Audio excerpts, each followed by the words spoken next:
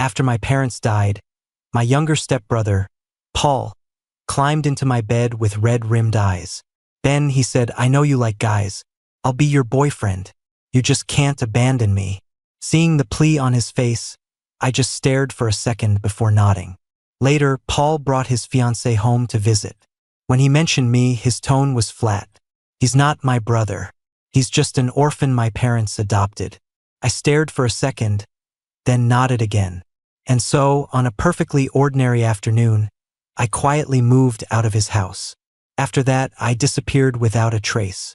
I heard that the new star of the Chin family, a man always known for his cool self-control, lost his mind.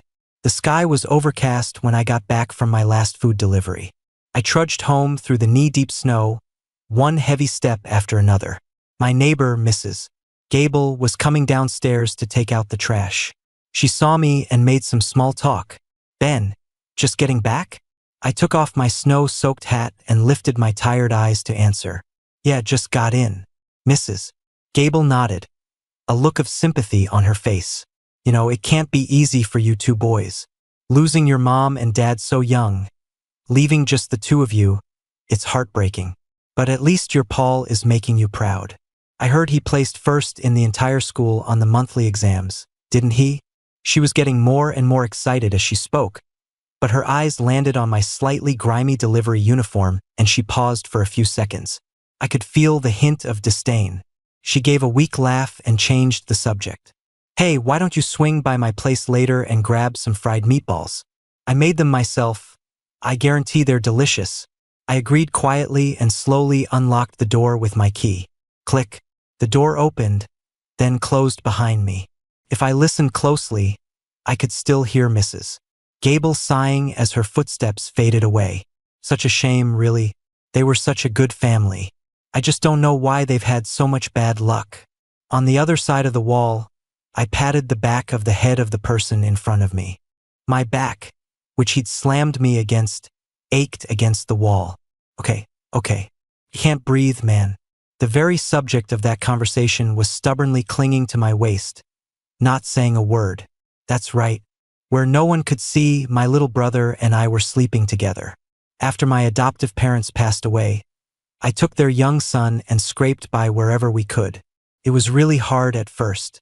I was a high school dropout who'd gone straight to work, trying to find a job with a middle schooler in tow. No one wanted to hire me. After one restaurant owner threw us out, thinking we were just a couple of kids trying to cause trouble, I even considered giving my brother up for adoption. But a young Paul clung to my leg, his stubborn little face streaked with tears. "Ben, don't send me away, please. I can bus tables, I can wash vegetables, just don't send me away." I sighed, using my thin hand to wipe the tears from the little boy's face. I promised him soothingly, "Okay, I'm not going anywhere. It's the same now." Paul's hand was clenched around my wrist, tears streaming down his face. "Why didn't you answer my calls? Were you trying to leave me again? Why are you always trying to abandon me?" His eyes were red and swollen, his obsessive look bordering on madness. I frowned, pushed up his sleeve, and saw the mottled bite marks on his arm. My brow furrowed. Paul was having another episode. I pressed my lips together and felt for the pill bottle in his pocket. It was empty. The medicine had run out who knows when. But he never said a word to me. I sighed again, rolled up my own sleeve, and held my wrist to my stepbrother's lips. A second later, a sharp pain shot through my arm. His sharp teeth broke the skin, and the coppery smell of blood filled the air. I choked back a cry of pain. His manic state eased. Paul's jaw relaxed, and he released my wrist. His eyes fell on the wound. His pupils trembled, and a flicker of regret crossed his face. "Ben, I'm sorry. I didn't mean to." "It's okay," I said with a smile. But inside, I was bitterly sad. This wasn't the first time Paul had an episode. In fact, the moment I discovered he was self-harming, I took him straight to the hospital. In the cold examination room, the doctor gently told me he had moderate depression. If we'd started treatment earlier, it might not have gotten this bad. But back then, I was working multiple jobs, trying to squeeze 48 hours of work into every 24-hour day. By the time I realized what was happening, Paul's condition had gotten so severe he needed medication just to stay calm. The bill was a light piece of paper that felt impossibly heavy on my shoulders. But I didn't say anything. With the last $3 in my pocket, I bought a steamed bun for a terrified Paul. At the bustling hospital entrance, the 15-year-old boy devoured the bun. His young hands clutched my sleeve. "Ben, I don't want treatment. There's nothing wrong with me. I'm just stressed from exams lately. I'm not usually like this." "Ben, don't believe what that doctor said."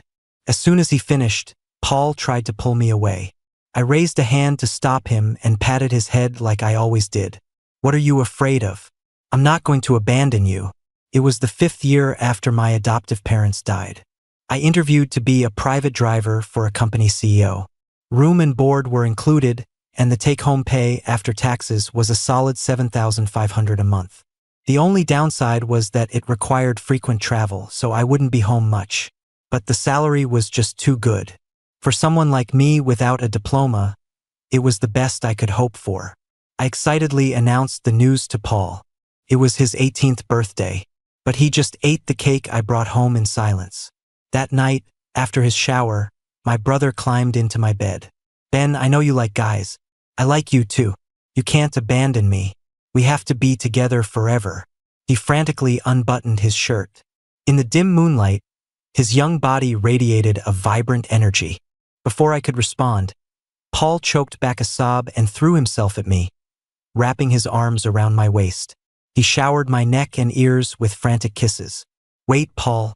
My eyes flew open, completely blindsided by his sudden confession. But when his pained whispers and wet tears landed on my face, the secret joy in my heart went quiet. The heat drained from my body. So that's what this is. I thought to myself, he's afraid I'll be like our heartless relatives, that I'll just kick him to the curb like a piece of trash. That's why he's confessing his love for me. But Paul would never know. For him, my feelings went beyond just family. Even knowing the truth behind this declaration of love, I still opened my arms and embraced the desperately insecure boy. And with that, I fell into a lie woven from sweet words. My thoughts drifted back to the present. Paul, still silent, got up and retrieved the first aid kit from the other room. Most of the time, he was quiet. Watching him carefully treat my wound, his worried expression made my heart soften even more. "Ben, don't do this again next time. I don't want you to get hurt because of me again." I ruffled his fluffy hair and casually agreed. Then I put on an apron, pulled some vegetables from the fridge, and started making dinner. Just then, the landline started ringing. I reached for it, but a long, slender hand stopped me. "Ben, you go cook. It's a classmate of mine." Paul turned his body slightly, calmly picking up the receiver. On the other end, I heard a sweet female voice. I froze for a moment. Then I slowly turned my back to him. On the dinner table, a large bowl of fried meatballs from our neighbor sat in the center. Paul didn't like that kind of food. I ended up eating all of them. I teased him as I ate. "See? I ate all of Mrs. Gable's kind gesture myself." I theatrically picked one up and took a huge bite. Paul didn't say a word, just held his chopsticks. His gaze moved from my deliberately wide smile, his expression cool. The smell of fried food makes me sick. The atmosphere instantly turned to ice. I put down my chopsticks, flustered, wondering why my brother was suddenly so unhappy. "Paul, did something happen? Talk to me. What would you know?" Paul didn't look at me, his voice rising. "You don't even know high school biology. What do you know? I'm this sick, and without you, I'm basically useless." "Ben, is that what you think too? That I'm a pathetic loser? A giant baby who can only survive by depending on his brother?" My heart sank, and I quickly tried to soothe him. "No, Paul, why would you think that? Your illness is all my fault.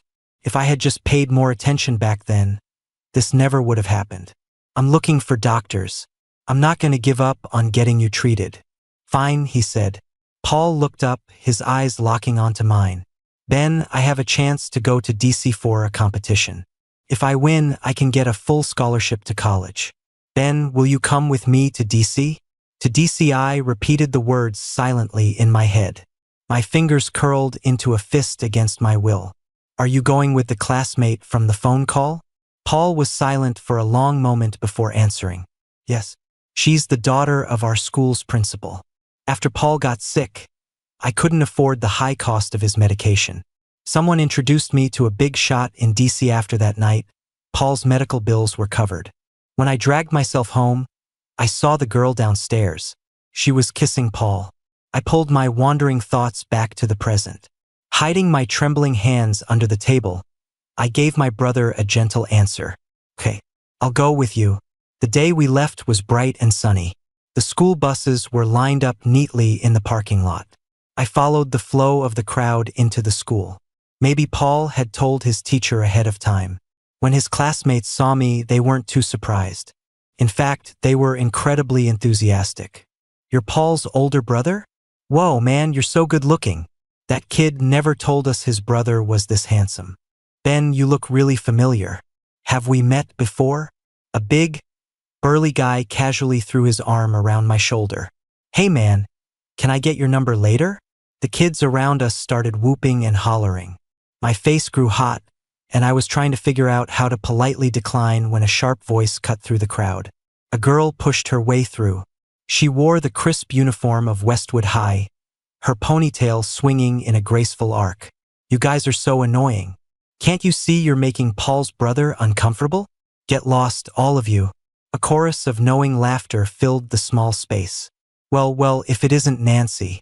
Look, the lovebirds are meeting the family. The girl's blushing cheeks made her look especially cute. But my head just went boom, like someone had hit the pause button. What are you all doing? A cool, magnetic voice cut in. I felt the guy's arm on my shoulder stiffen. When Paul saw the hand on my shoulder, his face turned to ice. Get your hand off him. The guy, now on the spot, awkwardly pulled his arm back and scratched his head. At the same time, the girl's eyes lit up with joy. She trotted over to Paul and pulled on his hand coquettishly. Paul, you're terrible.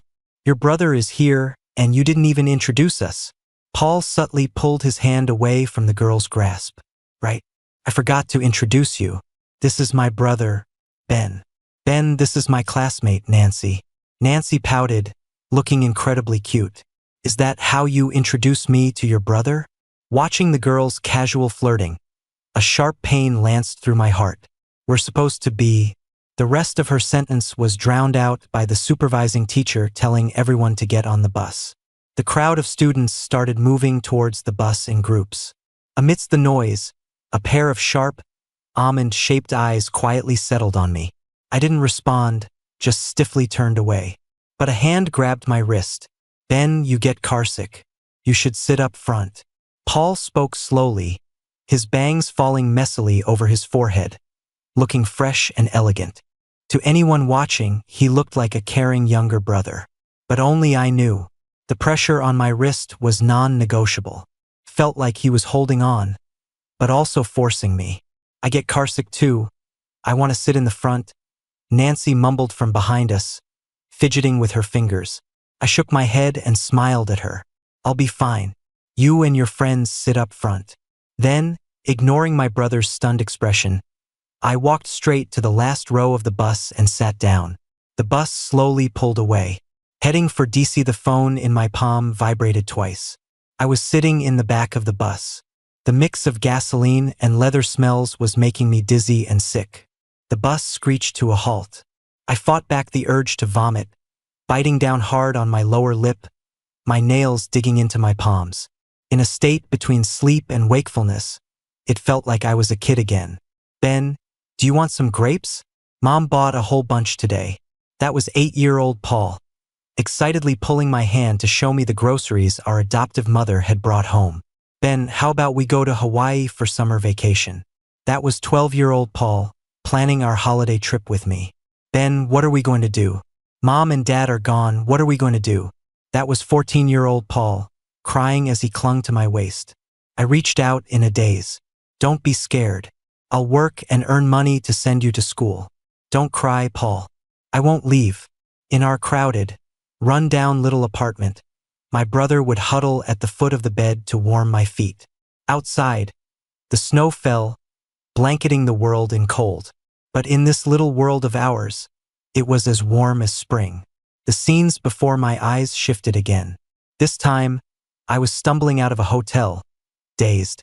I ran right into Paul, his arm around a girl's waist as he kissed her. His face was still blank, his eyes cool and distant, but the tips of his ears were bright red. In that moment, I heard a snap. The dream shattered into a million pieces. I struggled to wake up and found myself in a hotel bed. Knock, knock. A frantic knocking came from the door. I stared at it, stunned. A deep, chilling voice I never expected to hear spoke. "Ben, open the door. Ben, I know you're in there. Open up." The voice was like a demon's whisper. It yanked my mind back to that night at the hotel. It was Julian, the man I'd sold myself to. My memory was dragged back to that confusing, passionate night. There was no gentle intimacy, only uncontrollable trembling and muffled sobs, and a brutal lack of tenderness. Open the door. Julian's patience was running out.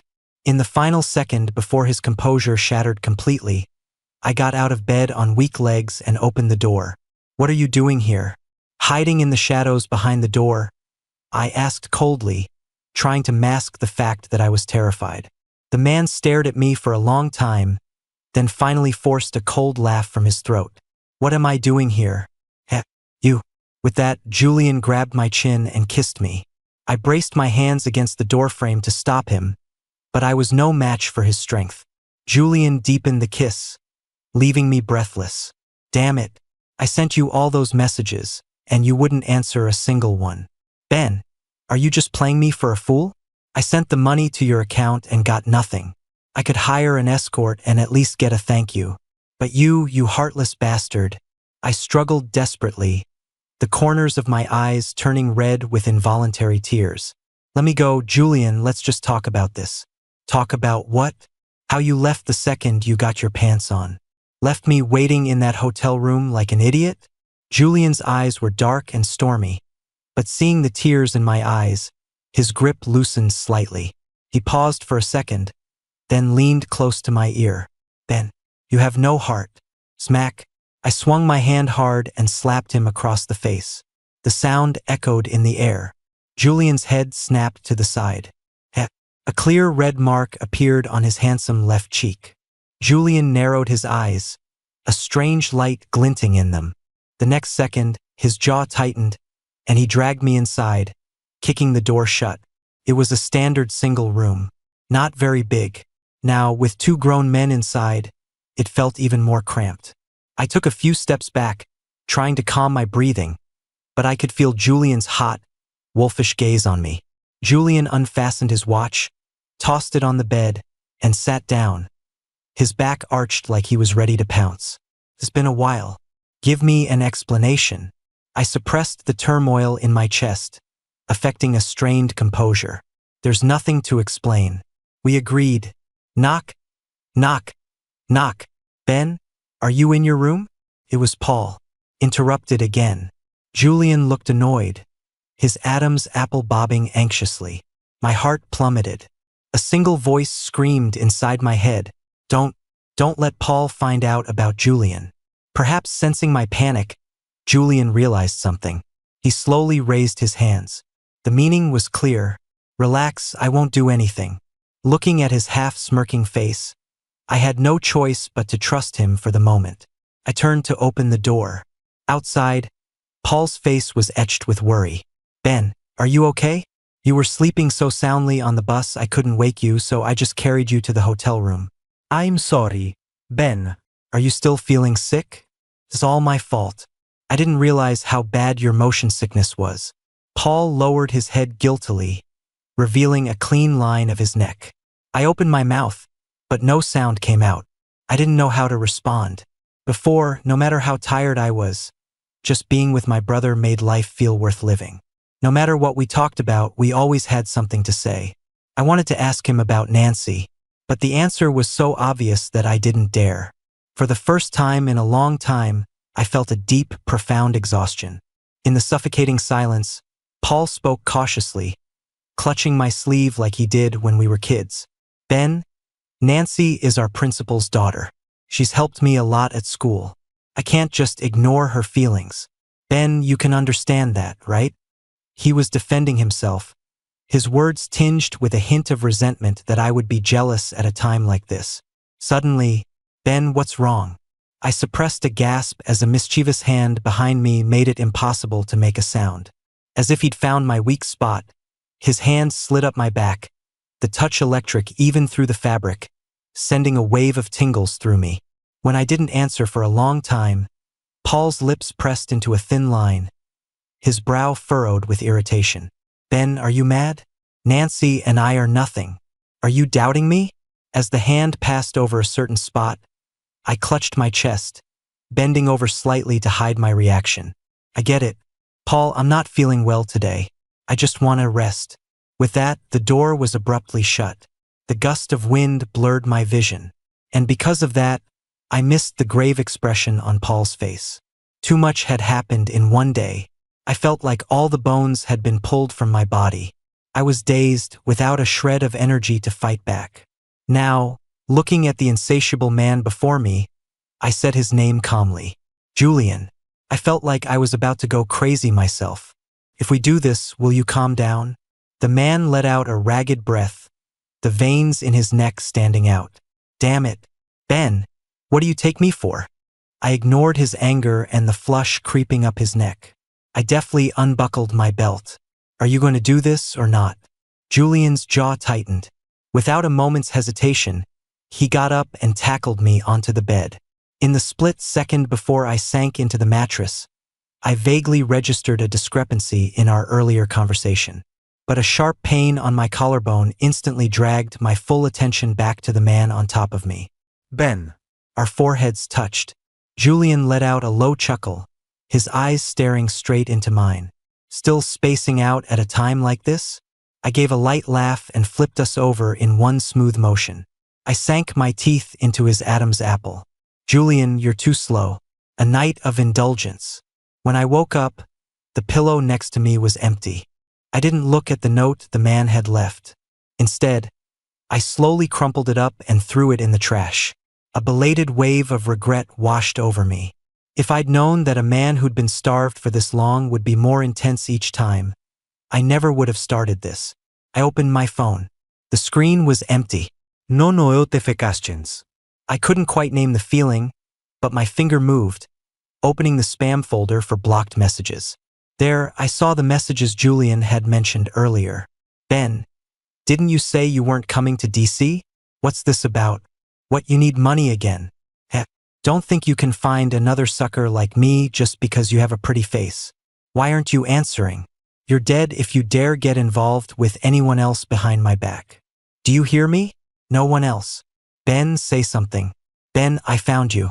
Reading through them, all I could feel was an incomprehensible obsession and resentment. Back then, to pay for Paul's medicine, I was working as a server in a bar when I got tangled up with a drunk Julian. After that night, Julian mistakenly thought I had drugged him and forced myself on him. When he woke up, the man was wrapped in a sheet, bare-chested, his face a mask of shock. He yelled at me, his voice hoarse, "You, get out." I was surprised by the innocent shyness of a man who was rumored to be a notorious player. At the same time, I mocked him internally. Look at you pretending now. Who was it crying and begging for more last night? So, with the last ounce of strength I had, I picked up my scattered clothes and got dressed. I demanded $50,000 in hush money. The man in the bed's face changed color several times before he finally wrote me a check through gritted teeth. Worried he might bash his head against a wall in shame and anger after I left, I thoughtfully told him, "Don't worry, I'm clean, and you'll never see me again. We're both adults. This is nothing." I found out later that my information about him had been wrong, but there was no way to take it back. Maybe my indifference provoked Julian. He started sending me messages nonstop. Every word hinted at his intention to call the police. "Ben, you're just going to walk away like that? What are we? Not answering. You think I won't call the cops?" So I sent him a few pictures of my bruised body. My waist, my thighs, even the spot behind my ear was covered in red marks. I added a note. "You did all of this. The subtext was a reminder that I was the one who had gotten the short end of the stick. Because my skin is so fair, the marks from that night hadn't faded. In fact, they'd turned a deeper, uglier shade of purple. A long time later, he finally replied with a single word, heh. At the time, my mind was entirely focused on Paul's diagnosis and treatment plan. I simply didn't have the energy for Julian. I thought our contact would end there. As it turns out, life has a funny way of messing with you. The day Paul's competition ended, while he was still at the venue, his supervising teacher contacted me first. "Let me be the first to congratulate you, Paul's brother. This year's championship is in the bag. Paul won't have to worry about college entrance exams when he gets back. Just let him rest and wait for the scholarship offer." When I heard the news, I was overjoyed. I wanted to tell Paul immediately, but when the return bus pulled up in front of the hotel, someone else got to him before I did. It was his classmate, Nancy. Amidst the surprised cheers of the crowd, the girl ran forward and threw her arms around the boy who had just stepped off the bus. Then, she stood on her tiptoes and shyly offered him a kiss. I stood behind them. My eyes were wide open, watching it all happen. Paul and I locked eyes from a distance that was neither far nor near. Then his breathing hitched, and he pushed the girl away and ran towards me. "Ben, it's not what you think. Let me explain." I said nothing, just shook my head. "Paul, let's just stop here. I'm gonna head back first." His classmates were all waiting for the celebration dinner that night. At that party, Paul would meet people he'd never have had the chance to meet otherwise. That was enough. For the past decade, I had held my brother up, hoping he could go further. For him, I chose not to finish high school. I dropped out and worked to support his education. My adoptive parents were good to me. I owed them a debt, and now I had truly repaid it. Hearing that I wanted to leave, Paul's breathing grew heavier. He swallowed down all his discomfort. Like a caring younger brother, he said politely to the teacher, "Sir, I'd like to have a word with my brother. Could you take the other students to dinner first?" After getting the teacher's approval, Paul dropped his public mask of cool composure. He dragged me to a corner of the lobby. "Ben, are you mad?" Paul gripped my shoulders, losing his usual calm for the first time. "Because I kissed Nancy? Ben, you're not going to be that childish, are you?" To accommodate my height, he had to bend down and lower his head. His tone was one of utter disbelief, as if the idea was ridiculous. I just watched him silently. I didn't answer. Paul let out a strange laugh. "Ben, I thought you knew. I do like you, but it's not that kind of love. Why can't we just be family? Everything was fine for the past few years. You worked, I studied. Why do you want to leave now that I've finally made it? Ben, I'll be miserable without you. Can you really bear to see me start biting myself again?" I stared at the all-too-familiar face. His features were sharp, the prominent brow bone giving him an air of unapproachable coldness. His thin lips were usually pressed into a straight line. His brow slowly furrowed. I only said 3 things. "Paul, you're wrong. If I'm just your family, then the spot for your lover is empty. Now that you have a girl you like, what we have doesn't count for anything." This was the first time I had ever contradicted my brother. In Paul's eyes, I was probably just the quiet, stoic older brother who was willing to give everything without a word. Working, that was my choice. Supporting my brother's education, selling my body. Those were all my choices. But I got tired, too. That first year after I entered the workforce, I went through a lot. Besides listening to people's scorn and ridicule, most of the time I was just lost, with no idea what my future held. "You're out working so young? What about your family? Aren't you going to school?" Yeah. What was I supposed to do? Now, in the magnificent hotel lobby, I slowly pulled myself out of Paul's grasp. On a whim, I asked Paul, "Does the fact that I like men bother you?" "Paul." An angry shout interrupted our conversation. From behind a marble pillar, Nancy slowly emerged, her red eyes filled with disbelief. "You and your brother, you teamed up to lie to me," she screamed, pointing a finger at me. "You're in love with your own brother? That's disgusting, Paul, you're both so disgusting." The girl stood there, breaking down in tears.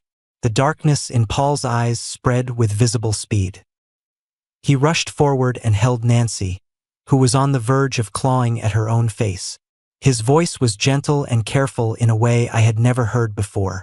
No, Nancy, he's not my brother. He's just an orphan my parents adopted. And I've never even kissed him. Nancy, you have to believe me. I'm clean. Yes. Paul and I had never crossed that line, because he never brought it up.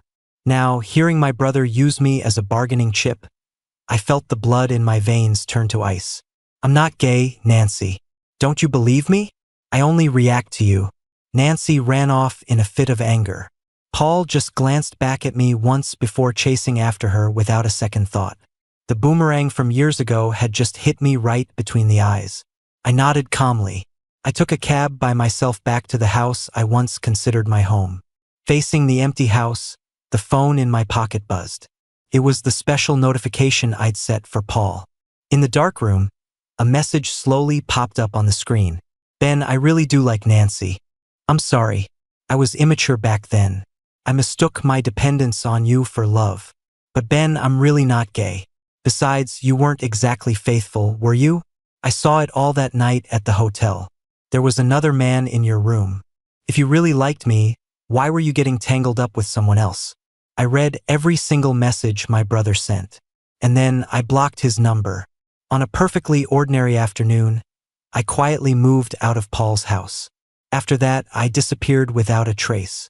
On a deserted street, I followed the faint light on the ground, crossing roads, parks, and canals. The air smelled faintly of damp earth. My small suitcase made a rumbling sound as it rolled along beside me. A Maybach was crawling along the side of the road at a snail's pace. I stopped. I turned around and came face to face with the car behind me. The car's owner seemed a little embarrassed. He stayed in his seat for a long time without showing his face. I stuffed my hands in my pockets and kicked at a loose stone by my shoe. My voice was almost too quiet to hear. Julian, the man, now called out, got out of the car with a hint of exasperation. He stood there, not coming any closer. He looked down his nose at me. Childishly, he copied me and stuck his hands in his pockets. What do you want, Ben? Who do you think you are? You think if you snap your fingers, I'll come running to lick your boots? I'm not some nice guy, Julian. And if you're looking for sympathy and comfort, you've come to the wrong person. I thought about it for a second. He was right. So I took my hands out of my pockets, grabbed my suitcase, and turned to leave. A teeth-grinding sound came from behind me. The next second, I was pulled into a warm embrace, and all the cold was shut out. Julian put me in the car and shoved a cup of hot water into my hands. Annoyed. Drink. Your face is about to freeze off and you're still trying to act tough. The hot water went down. Feeling slowly returned to my frozen limbs. The driver in the front seat turned at the right moment to ask, Mr. Thorne, back to the main house tonight? Julian looked at me, then let out a non-committal hum. Yeah, back to the main house. I didn't say anything. Julian couldn't really do anything to me, anyway. Besides, I really had nowhere else to go. It wasn't until we were in the study of his villa and Julian handed me a contract that I realized I might have been wrong. Wait, what is this? Seeing the words marriage agreement printed clearly on the contract, I experienced brain freeze for the first time. What do you mean, what is this? It is what it is. What you see is what you get. Julian stood stiffly, forcing the words out from deep in his throat. We've slept together, Ben. You're not planning on marrying me? Or have you found some other guy? That last sentence took all of Julian's strength. A dull ache spread through his heart, threatening to consume his sanity. I pressed my lips together and quietly explained everything that had happened. After I finished, Julian's expression was unchanged as he said, word by word, Ben, I think your brother's a rat. How about this? We feed him a pack of rat poison. If he dies, he's a rat. Huh? Seeing that Julian was still in the mood to joke with me, I relaxed a little. But then, suddenly, the man slammed his fist on the desk.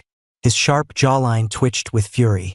Damn it, that kid has perfectly good hands and feet. Why should you have to be the one to support him? Climbing his way up on his brother's back. And he still has the nerve to show his face. And to think I even Realizing he'd let something slip, Julian's brow furrowed, and he slapped himself across the face.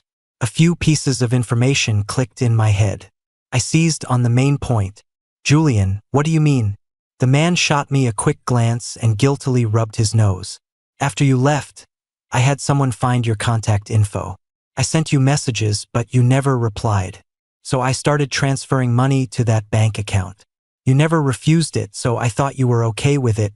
Julian was right. I hadn't replied to his messages, but I had never received any transfers to that bank card. Then who took the money? A terrible suspicion formed in my mind. I didn't want to hear it, but Julian whispered the name anyway. It was Paul. That bastard. The dull ache in my heart became a sharp knife, twisting. I clutched my chest, struggling to breathe. My vision started to blur. In the moment before I collapsed, Julian's face changed drastically. Doctor, get a doctor, quick. And then I passed out. Based on the patient's history, we suspect this fainting spell was caused by extreme fatigue and cardiac overload. He has likely been experiencing symptoms like headaches, chest tightness, tinnitus, dizziness, and heart palpitations. Additionally, the scars on the patient's wrist cannot be ruled out as self-inflicted. We hope the family can pay more attention to the patient's emotional well-being. The air was thick with the sharp smell of disinfectant. All around me, I could hear the hushed instructions of the nurses. I twitched my fingers, and they were immediately enveloped by a dry, warm hand. Julian, with a thin layer of stubble on his chin and dark circles under his eyes, spoke coolly. Ben, can't you take better care of yourself? Look at you. Stomach problems, malnutrition, and now extreme fatigue. Do you really think you're a superhero? What, are you that worried about that asshole? My head was still fuzzy. I rolled my eyes slightly, my throat dry and sore. Yeah. I used to be. Worried he wouldn't have enough to eat or warm clothes to wear. Worried he'd get bullied by his classmates. I worried for a long, long time. But not anymore. That's all in the past. Julian's breath caught in his chest. He's not your ex-boyfriend, he's a con artist. The youngest daughter of the Gu family is crazy about him. Says she's going to get engaged to him. It's become quite the joke recently. Do you want me to help you get revenge? Julian brushed a stray strand of hair from my forehead, his voice low and seductive. Ben, scum like that doesn't deserve to live in this world. What do you say? I didn't answer. Lying in the soft bed, I just wanted to sleep again. Julian, every time you say his name, I have to relive all of that over and over. Do you like that? The dark cloud over him instantly vanished. Julian slowly got up and helped me sit upright. Eat some porridge. I made it myself. At first, the rice porridge was hard to swallow, but then it became soft, warm, and sweet. A rich kid like Julian, willing to roll up his sleeves and cook for me. To be honest, I wasn't moved at all, because this guy would never let himself get the short end of the stick. On the day I was signing my discharge papers, I calmly pulled the marriage agreement out from the pile of documents. If I hadn't been paying close attention, I might have actually signed it by mistake. Julian, what is this? The man, who had been waiting eagerly to the side, immediately put on a pained expression. But he still sauntered over, snatched the paper away, and pretended like nothing had happened. Seeing his look of utter regret as he left, I couldn't help but laugh. There was another knock on the door. I thought it was Julian coming back, so I opened it without any suspicion. But the words caught in my throat. My brother, whom I hadn't seen in a long time, was standing outside my door, disguised as a delivery driver. Ben. Paul was wearing an oversized, stained yellow delivery uniform. It looked ridiculous compared to his usual cool, unapproachable demeanor. My gaze traveled up. I didn't miss the flash of resentment in his eyes. Was it you? Did you get Julian to mess with me on purpose? No company will sponsor me now. This is your doing, isn't it? Ben, how could you be so cruel? Mom and Dad are watching from heaven. Seeing the deep disgust in his eyes, I asked softly, what's wrong?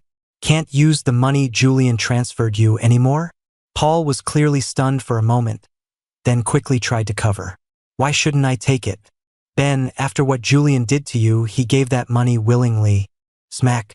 A figure appeared from behind me and backhanded Paul across the face. Paul froze, stunned, a clear handprint appearing on his cheek.